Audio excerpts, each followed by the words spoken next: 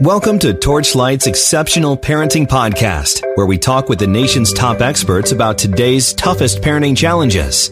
Whether you're concerned about your child's development, learning, behavior, or you just want to make family time more enjoyable, we share the practical solutions and tools that can help.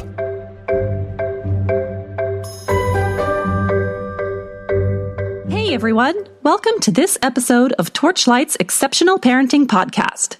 I'm your host, Stephanie Boucher, and in this episode, I'll be speaking with author and disability advocate Melissa Shang. In 2014, at the age of just 10 years old, Melissa gained national attention after starting a petition asking a large doll manufacturer and media company to feature a character with a disability as their much-anticipated Girl of the Year. Much to her surprise, the petition went viral, and since then, the now 14-year-old has gone on to become a fierce advocate for people with disabilities, with a particular focus on inclusiveness and how people with disabilities are portrayed, or not, by the media. In this conversation, Melissa will share with us her perspective on how the media portrays people with disabilities, where and how there is room for improvement, as well as what all of us can do to move our society into a healthier, more inclusive direction. Now, if you are not currently a Torchlight user, as offered in your employer's benefit plan, but you would like to be, you can ask your employer to call us. They can do so via our website, which is www.torchlight.care. Again, that's www.torchlight.care.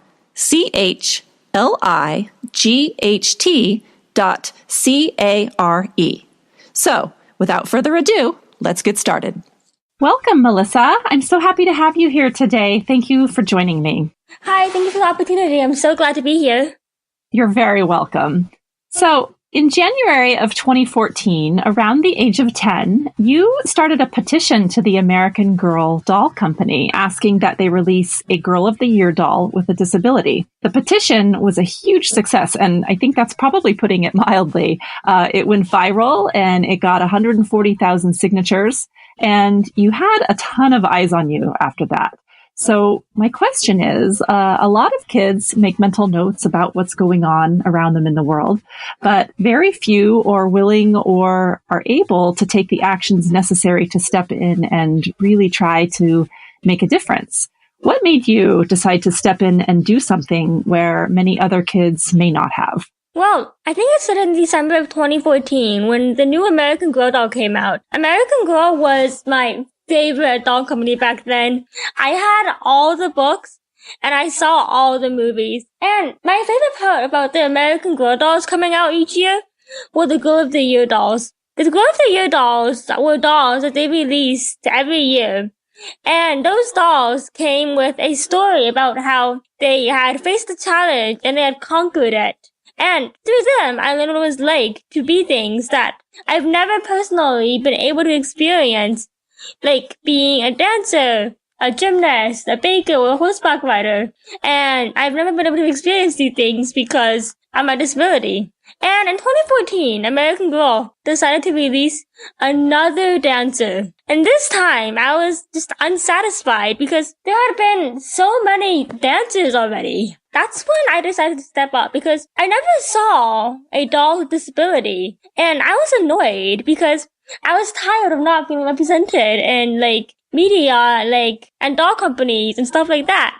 And so I decided to start a petition to ask American Girl to release a doll with disability. Because if I had never asked them, then they may not have known that that's what someone like me, someone with disability, would have wanted. Yeah, I think that's really amazing for someone who's 10 to take that initiative. So how did you go about getting that petition started? What steps did you have to take?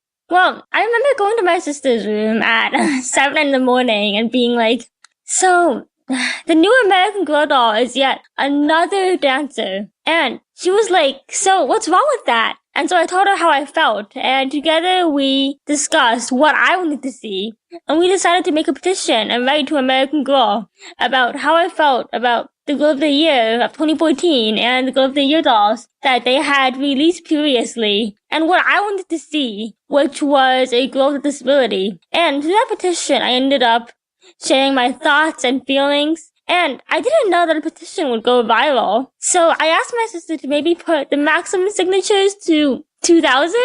2,000. And you ended up getting 140,000. So it did a little bit better than you were expecting. So were you surprised when you got 140,000 signatures? Yeah. So my sister told me that I had gotten way more than I expected, and I was really surprised. Yeah. Now how old is your sister?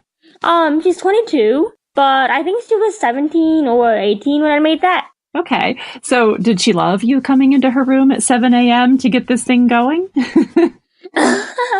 No, she didn't. She thought I was disrupting her high school schedule of waking up at 10 a.m., going to sleep at 12 a.m. And she was just like, what are you doing in my room? Yeah, that can happen with older sisters, but it sounds like she was able to help you out in the end. So that's great.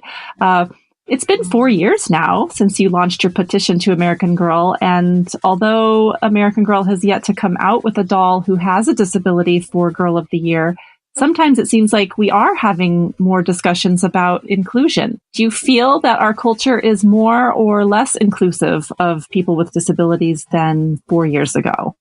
I think it kind of depends, like, where you are and what the situation is, because, like, at my school, I feel like people have started to see me for who I really am, which is a girl who's like them and who isn't completely affected, and isn't, like, fully her disability, whereas, like, when I first moved to my new school, I think that's what they sort of thought of me. And now they just treat me like everyone else, so that's a huge improvement. But I still get a lot of stares at my legs and my wheelchair when I'm in public places, like at the mall or at the park or at things where there are like a lot of people. So I think that should be improved. But I have started to see more books and more stories and more representation of children with disability and characters with disabilities in them, which I think is a really important improvement. It is a huge improvement, and yet we have a long way to go still. But you're kind of on the forefront of this. It turns out that your petition wasn't simply a means to an end for you. It was the beginning of what has turned out to be a long-term journey. So what did you decide to do next? This was kind of an awakening for you, right? You wanted to do something. What did you do? Yeah, so after my petition gained that much recognition, I decided that I wanted to continue my advocacy for people with disabilities. And so I spoke at different places like the UN, and I did a TEDx talk, and I did a lot of other talks. And I continued to advocate for people with disabilities and to tell people what it's really like to have a disability and to let them know that some of the stereotypes that they believe are wrong. Absolutely. And you wrote a book, right? Oh, yeah, I did. So tell us about your book. It's called Mia Lee is Wheeling Through Middle School.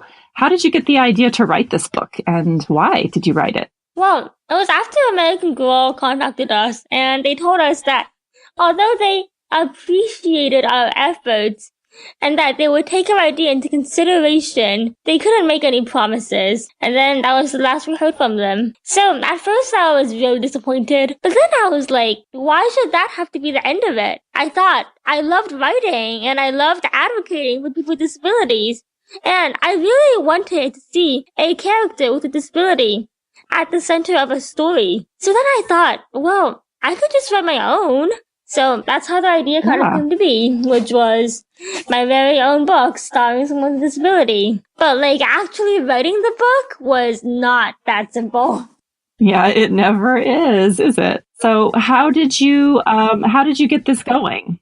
I started a Kickstarter campaign, and that again was very successful, which gained over $6,000. Wow. That's I was really cool. Shocked and extremely grateful for the overwhelming amount of support that I received. And I didn't know that many people supported me.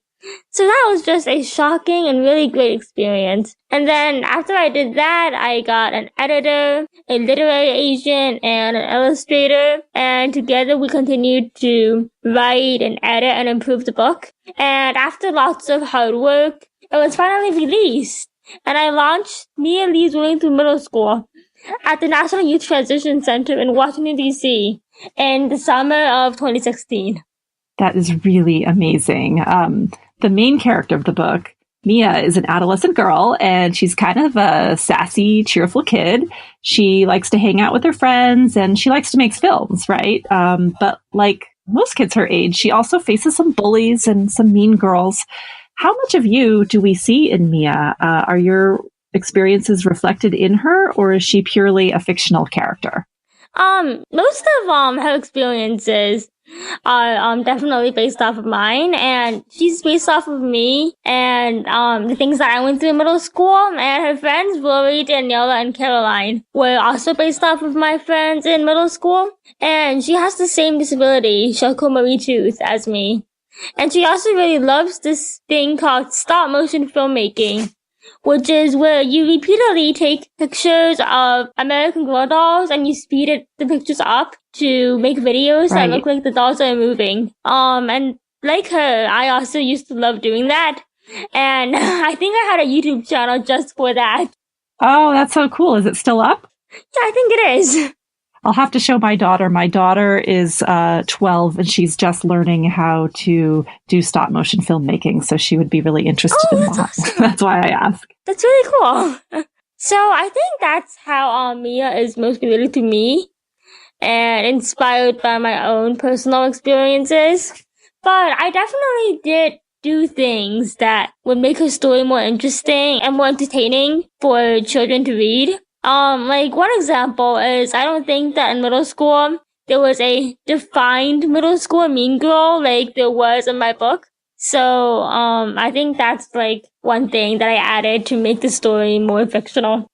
Right. Well, you have to put something in there for a little excitement, right? Most readers do that. Yeah. So, but you had an article published shortly after the release, or maybe it was right around the time of the release of your book. You published an article with the New York Times, and you talked a little bit about how people with disabilities are portrayed in the media. Tell me a little bit about how you see people with disabilities being portrayed and how you would like them to be portrayed instead.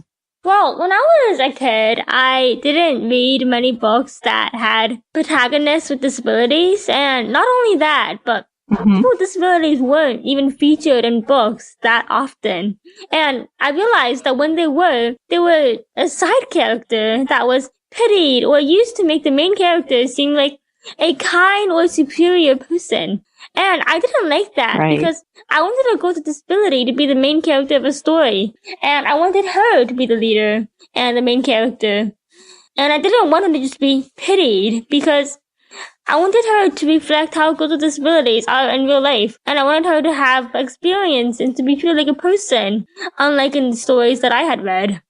That's such a great point.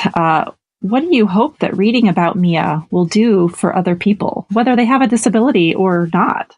I hope that after reading about Mia, that people with disabilities will realize that they are not alone and that they deserve to be treated like they matter, just like everyone else. And I want them to know that there are books out there that do feature them as the main character, and that they're not always the side character that is pitied, because of course that is not who they really are. And I want them to know that I know that they're not alone in feeling that way. And I want people with disabilities without disabilities to know that people with disabilities are just like everyone else. They do face challenges because of their disability, but overall, they're just like everyone around them. And they shouldn't be pitied or treated like they don't matter.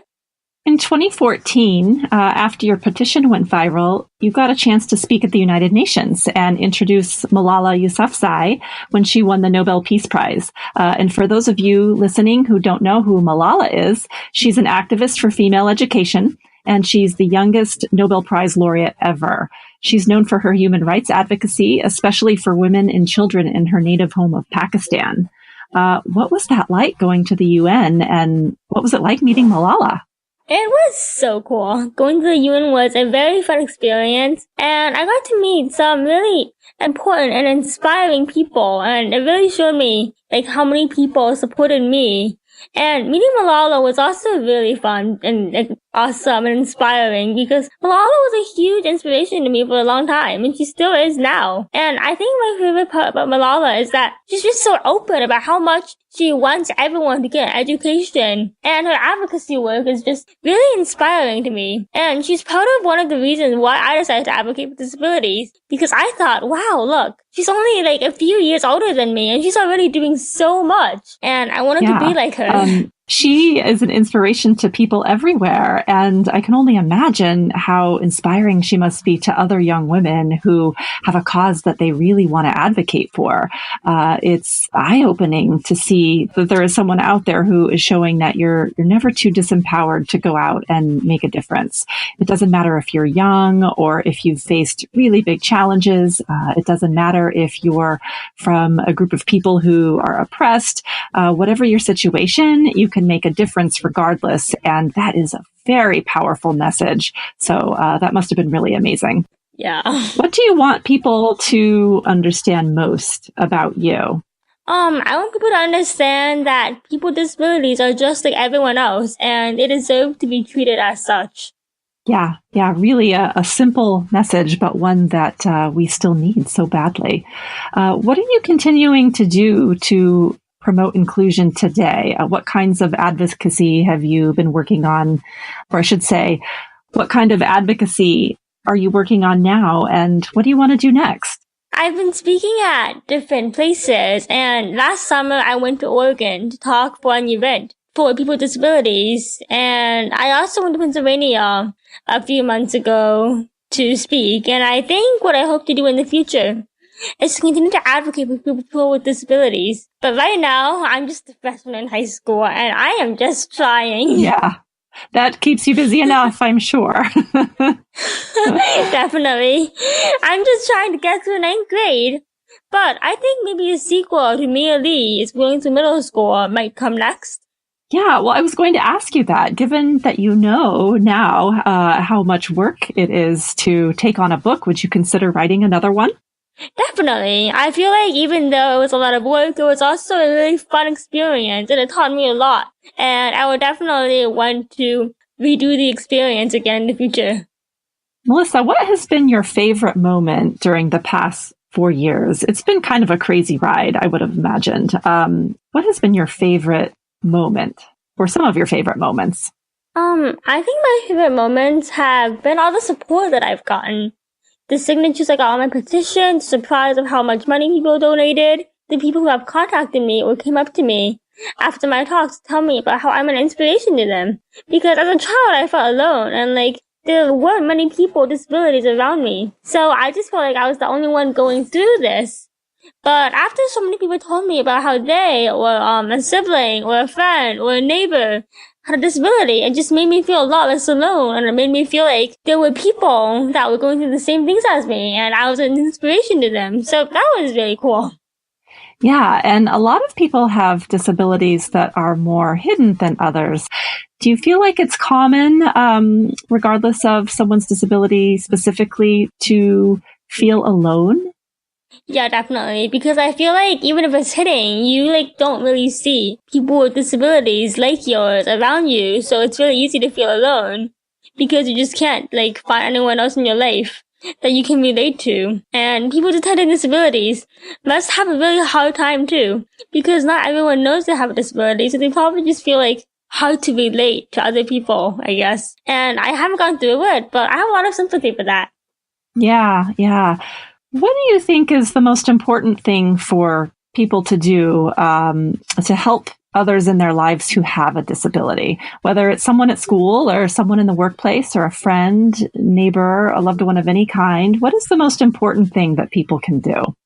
I think people can just treat them like normal and not make their disability all that they are. And people should offer to help with disabilities when they really need help, but try not to be over helpful.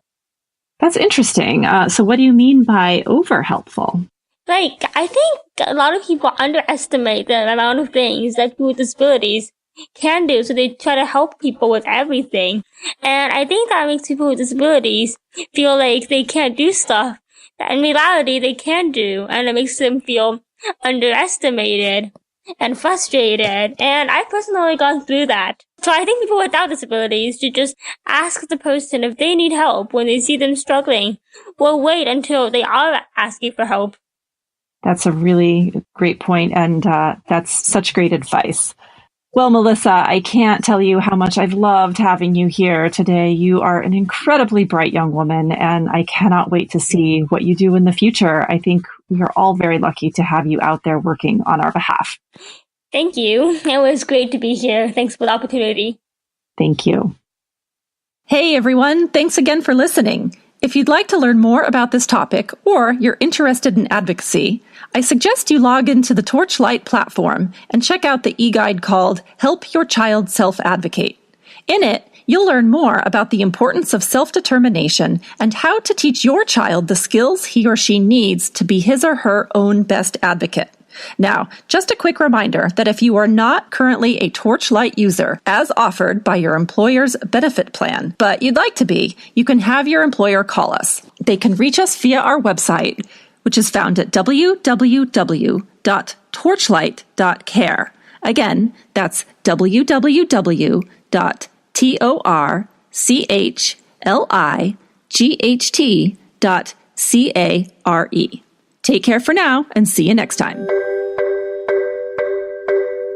Thanks for listening to Torchlight's Exceptional Parenting Podcast. Find this and other episodes on iTunes, Spreaker, and Podcast Go. If you're interested in bringing Torchlight Child or any of Torchlight's other caregiving products to your workplace, please contact info@torchlight.care. That's info@torchlight.care.